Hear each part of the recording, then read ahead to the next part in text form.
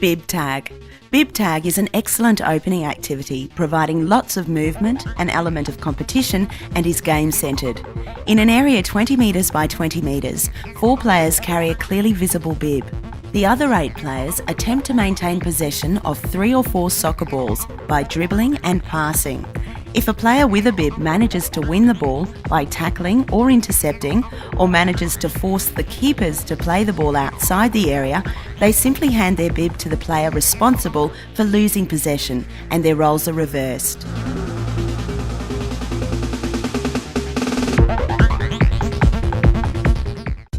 Quick feet. Quick feet sessions are essential if young soccer players are going to develop to their full potential. In many activities, ladders and hurdles are used, but they are not essential. The coach can use markers and/or balls to equally good effect. In all quick feet activities, players must stay light on their feet, take short and quick steps, and exaggerate their arm action and knee lift. You'll be surprised at how quickly even quite young and inexperienced players will be able to move swiftly through the activities, looking poised and well balanced. Remember, players need to develop the technique before going for speed. A very fast completion with very poor technique will in fact have the reverse of the desired effect. In many of the activities shown, a ball is involved at some stage. This is all part of the development. Can players be quick, agile, and well balanced and deal with the ball? Quick feet activities need to be completed early in the coaching session to ensure that players are fresh and able to maintain a good tempo and good technique.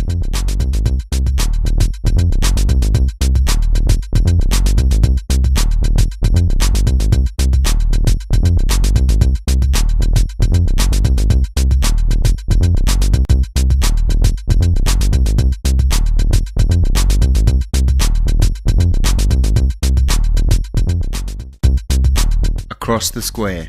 This is an activity to practice running and turning with the ball. Keep the ball close to you at all times and have lots of touches. When you turn, don't stop the ball and try to accelerate out of the turn. The coach can designate which turns are to be used. For example, insides of the feet or drag back as a specific learning tool. The coach can also provide players with the opportunity to express their individuality, flair and imagination when free expression is encouraged. 3 players are positioned on each side of a 10 metre by 10 metre grid square, each with a ball at their feet. Number each side 1 to 4. On the coach's instructions, the players dribble their ball to the opposite side and back again. Call oppositions in succession, for example, 1, then 3, 2, then 4, etc. Use language such as have lots of touches, don't kick the ball too far ahead, be able to touch the ball in each stride, not too fast, keep the ball under control. Let the players have several goes to let the players feel comfortable. This is the same as the previous exercise, but just before each group arrives at the opposite side, call the second number. For example, call 1 and then 3, 2 and then 4. Remember to reverse the numbers, for example, 3 and then 1, etc.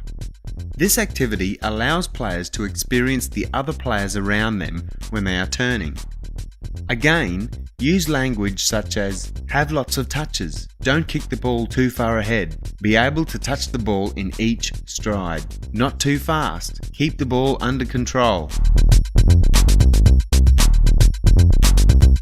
This time the coach calls 2 opposite numbers together, 1 and 3, 2 and 4.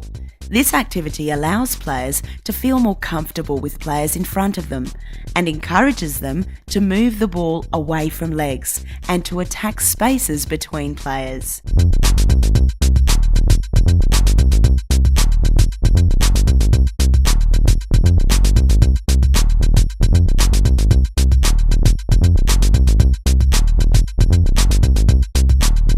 This exercise allows the player to experience the other players coming from the sides. The coach calls a number, and just prior to them reaching the opposite side, he calls a second number from the side, 1 and then 2, 3 and then 4. all adjoining sides should be used. Remember to reverse the numbers, have several runs. It is important to reinforce, have lots of touches, don't kick the ball too far ahead, be able to touch the ball in each stride, not too fast, keep the ball under control.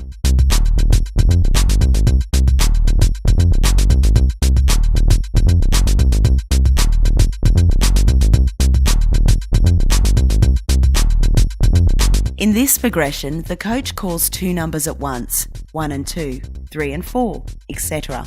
Remember to mix and reverse the numbers once the players become comfortable.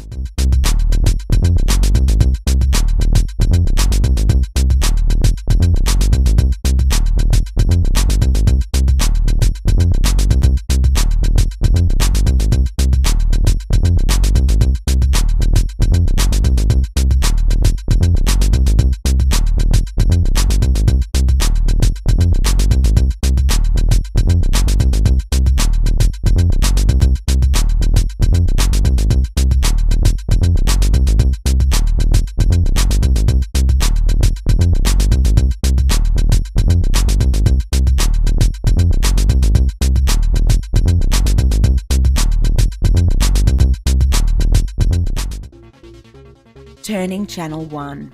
This is a good exercise for players to develop their dribbling and turning skills. In this exercise, the players are organised in pairs at either end of a 20 metre by 10 metre channel. The coach places markers in the centre of the channel. A player from each end of the channel dribbles their soccer ball towards the markers, and just before reaching them, they turn away and return to their line. The second player then repeats the exercise, and so on. The coach instructs which turn is to be used: insides, outsides, drag back, and so on. The coach should encourage players to accelerate out of their turn.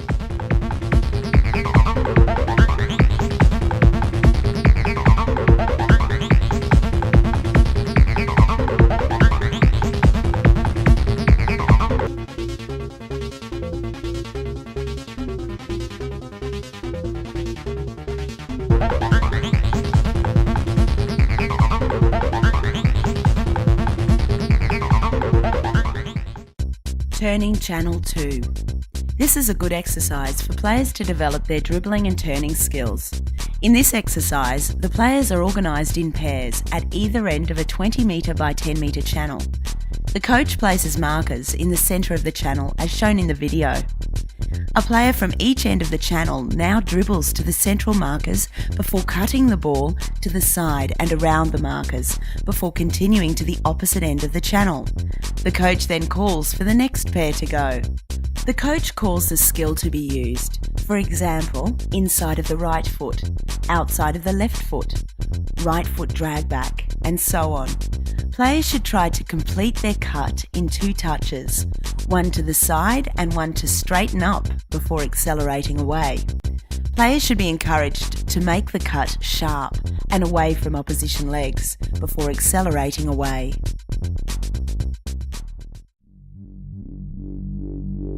One versus one to the line. 1 versus 1 is a vital activity as it duplicates game situations. If players learn to be comfortable in a 1 versus 1 situation, with and without the ball, they are preparing themselves well for the future. This activity is a progression from 1 versus 1 shielding or keeping possession. As in the previous activity, organise 12 players into 2 teams with different coloured bibs or tops. Arrange 6 10 metre by 10 metre areas. In each area there should be 2 players, one from each team. Each player stands at either end of their area. One player passes the ball to their opponent on the other side of the grid.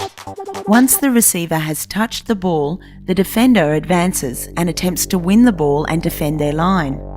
The attacker must attempt to protect the ball by using his body and keeping the ball moving into spaces and away from the defender's legs. But when the opportunity arises, the attacker should try to dribble the ball to their opponent's line and stop the ball to score. If the defender wins the ball, they should protect it and try to score themselves. If the ball goes out, simply reverse roles and start again. After about a minute, players should be rotated. Over a 7 or 8 minute period, each player has played all the opposition.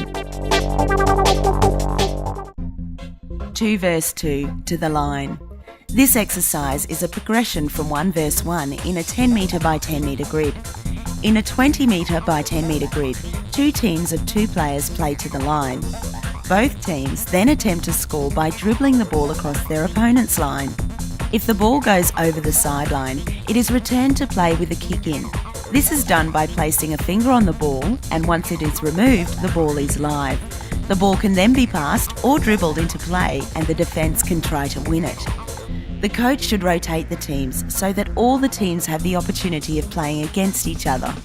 This is a good transition between the small area used in 1 vs 1 and 2 vs 2 games into the bigger area of 3 vs 3, 6 vs 6 and so on.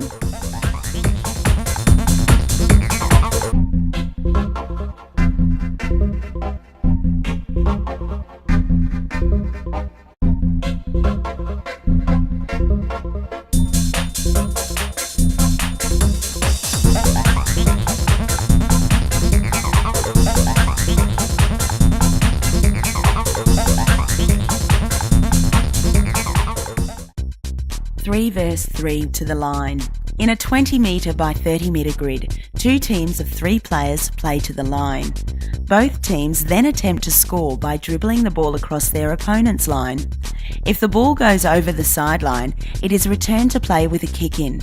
This is done by placing a finger on the ball, and once it is removed, the ball is live. The ball can then be passed or dribbled into play, and the defence can try to win it. The coach should rotate the teams so that all the teams have the opportunity of playing against each other. This is a good transition between the small area used in 1 vs 1 and 2 vs 2 games into the bigger area of 4 vs 4, 6 vs 6 and so on.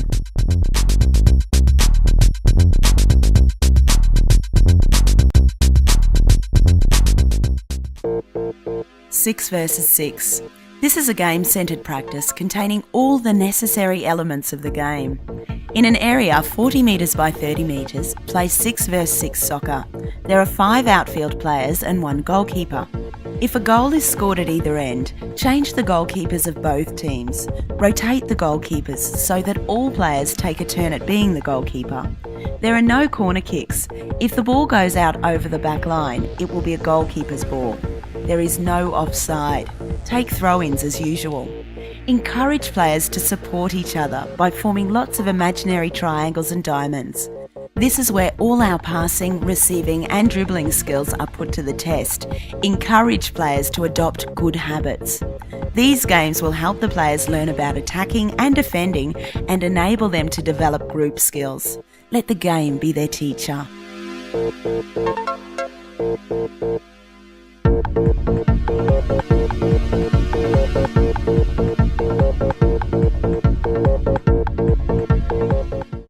Step over inside to out and away opposite leg.